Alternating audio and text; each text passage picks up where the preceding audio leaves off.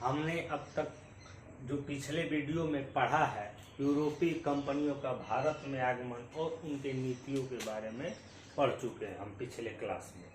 तो हम देखते हैं कि यूरोपीय कंपनियां आई, पुर्तगाली आए, डच आए, ब्रिटिश आए, डेनिश आए, फ्रांस आए, परंतु एक्टिव दो कंपनियां मुख्य रूप से भारत में रहीं जिन्होंने भारत के आंतरिक मामलों में दखल अंदाजी करना शुरू कर दिया था। वो थे अंग्रेज और फ्रांस वाले। तो ये भारत के मामलों में दखल देने में कामयाब कैसे हो गए? क्योंकि जब मुगल सल्तनत चल रही थी तो फर्रुखसियर के समय से ही क्या हुआ कि मुगल साम्राज्य जो है वो कमजोर पड़ने लगा और आगे चल के मोहम्मद शाह, जिसको रंगीला भी उपनाम लगाया जाता है, मोहम्मद शाह रंगीला के समय मुगल साम्राज्य टूटने लगा और अलग अलग जगह नवाबों ने स्वतंत्र राज्य की स्थापना करना शुरू कर दिया और इसी का फायदा उठाया फ्रांसीसियों और अंग्रेजों ने। तो सबसे पहले हम देख लेते हैं कि कौन कौन से राज्य टूटे। तो हम देखते हैं कि बंगाल टूटा, फिर अवध टूटा, हैदराबाद टूटा, फिर मैसूर टूटा, फिर कर्नाटक टूटा, इधर पंजाब ये खुद को मुगलों से स्वतंत्र घोषित कर दिए। तो कर्नाटक के बारे में तो हम लोग पढ़ चुके हैं, कर्नाटक के तीनों युद्ध हम लोग पढ़ चुके हैं और हम बारी बारी से इस सब को पढ़ेंगे। उसके बाद हम आधुनिक भारत में प्रवेश करेंगे। तो हम सबसे पहले अवध के बारे में पढ़ते हैं। तो अवध का जो संस्थापक था सादत खां था। ये मुगल बादशाह द्वारा अवध में सूबेदार नियुक्त किया गया, जो बाद में अपने आप को खुद स्वतंत्र घोषित कर लिया, अवध को मुगलों से स्वतंत्र घोषित कर लिया। हालांकि ये कुछ पैसा मुगल बादशाह को भेजता था, परंतु ये अवध को अपने हिसाब से चलाता था। तो इस प्रकार हम देख चुके हैं कि अवध का संस्थापक जो था सादत खान था।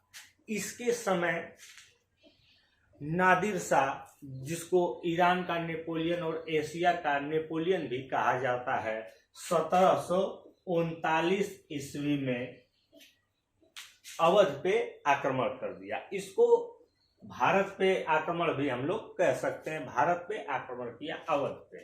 तो जब अवध पे आक्रमण किया तो उसको न्यूज मिली थी कि अवध के पास काफी पैसा है, परंतु अवध पहुंचने पे उसे पता चला कि ये न्यूज सही नहीं थी और सादत खान ने अपनी जान बचाने के लिए बता दिया कि आप गलत जगह आ गए हैं, दिल्ली में बहुत ज्यादा पैसा है, मुगल बादशाह के पास ज्यादा पैसा है, आप वहां जाइए, आपको काफी धन मिलेगा।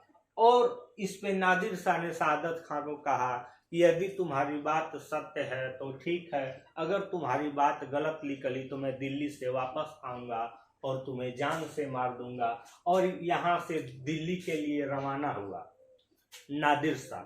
और मोहम्मद शाह रंगीला, जो कि काफी अयोग्य शासक था, वो इसका सामना नहीं कर सका और नादिर शाह ने पूरे दिल्ली का विनाश कर दिया, एकदम लूट लिया समझ लीजिए। और वही मयूर सिंहासन लेके ईरान चला गया।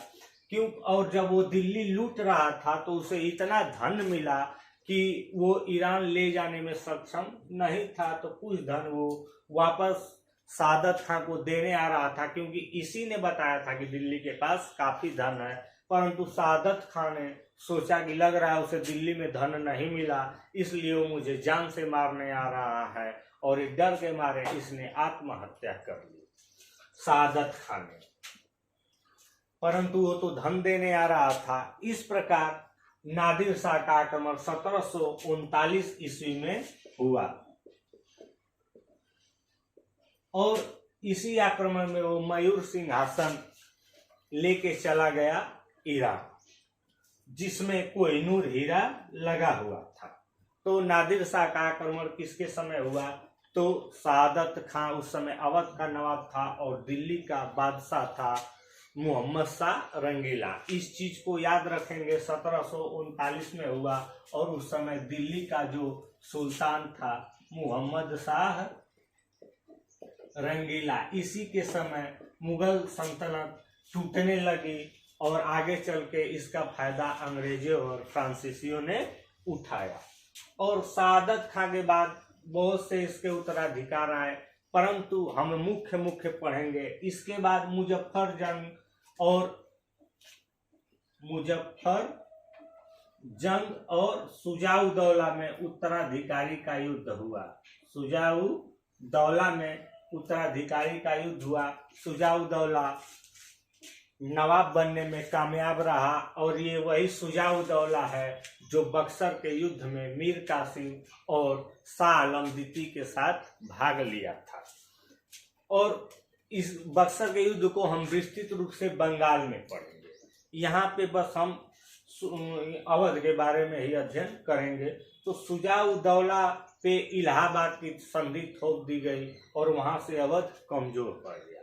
इसके बाद आखिरी शासक था जो अवध का, वो था वाजिद अली शाह।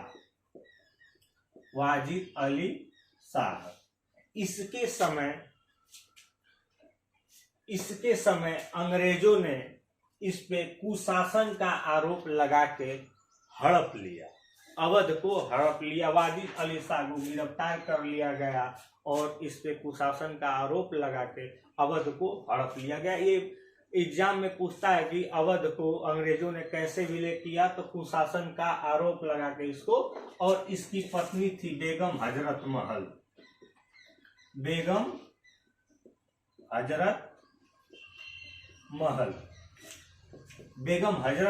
ने, आप लोग जानते हैं 1857 की क्रांति, उसमें लखनऊ से इसने भाग लिया और नेतृत्व किया, वहां से लखनऊ से नेतृत्व किया। और यही कारण है कि सब लोग अपने पर्सनल लाभ के लिए ही 1857 की क्रांति में ज्यादातर लोग अपने पर्सनल लाभ के लिए ही उसमें युद्ध में सक्रिय थे, इसीलिए 1857 की क्रांति सफल नहीं हो पाई। तो हम देखते हैं अवध पे कैसे कैसे क्या हुआ और अवध अंग्रेजों के अधीन कैसे चला गया। और इसमें जो मुख्य बातें हैं हमें याद रखनी है, अवध का संस्थापक शहादत खां, और इसी के समय ईरान का नेपोलियन या उसे एशिया का भी नेपोलियन कहा जाता है, नादिर शाह ने भारत पे आक्रमण किया और उस समय दिल्ली के गद्दी पे मुगल बादशाह मोहम्मद शाह रंगीला बैठा हुआ था और नादिर शाह यहाँ से मयूर सिंहासन ले गया। और इसके बाद शुजाउद्दौला था। शुजाउद्दौला को हम इसलिए याद रखते हैं क्योंकि ये अवध का नवाब था जो बक्सर के युद्ध में त्रिगुट सेना द्वारा भाग लिया, क्योंकि मीर कासिम, शुजाउद्दौला और शाह आलम द्वितीय तीनों ने मिलकर त्रिगुट संधि की थी और अंग्रेजों से बक्सर के युद्ध में लड़ाई किया और बुरी तरह पराजित हुए। तो और इसका आखिरी जो नवाब था वो वाजिद अली शाह है और इसी की पत्नी थी बेगम, इनकी पत्नी थी बेगम हजरत महल। अब हम पढ़ेंगे हैदराबाद के बारे में। तो हैदराबाद को स्वतंत्र घोषित किया निजामुल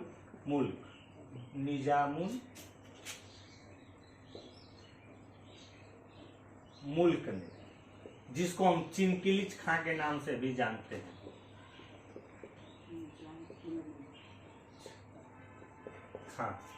चिनकिलिच खां।